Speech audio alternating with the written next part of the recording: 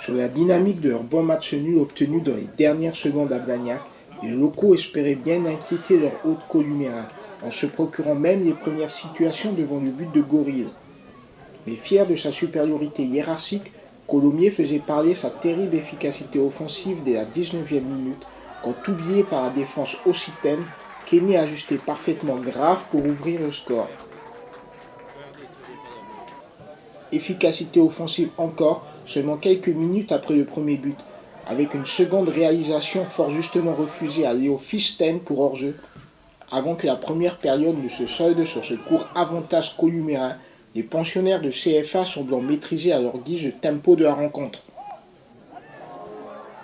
Donc là on a pris ce match très au sérieux et je pense que dans l'ensemble tout l'effectif a été concerné du début jusqu'à la fin du match. Ah, c'est sûr que des matchs quand on les tue pas, on peut toujours se faire punir. Après on a la chance que Hoche soit réduit à 9. Donc sur la fin de match on arrive à maîtriser et c'est vrai qu'on doit tuer encore plus ce match encore plus tôt. Mais bon, l'essentiel est fait, c'est que la victoire est là et on passe au tour d'après. Après s'être d'abord enflammé sur un petit pont de Delpech, malheureusement enchaîné d'une frappe dévissée, le public occitan devait ensuite lourdement gronder sur un tacle dangereux subi par Mutula, sur lequel M. l'arbitre laissait d'abord jouer l'avantage, avant que la poursuite de l'action ne voie Romain Delassou et coupé d'un second avertissement synonyme d'expulsion. Puis de double infériorité numérique pour une charge de Mutulard cette fois sur Johan Garrick.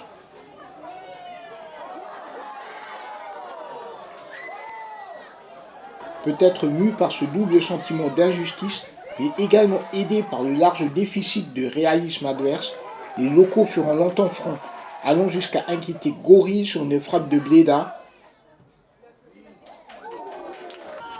avant de craquer logiquement en toute fin de match sur une enroulée de Bilal Jamal.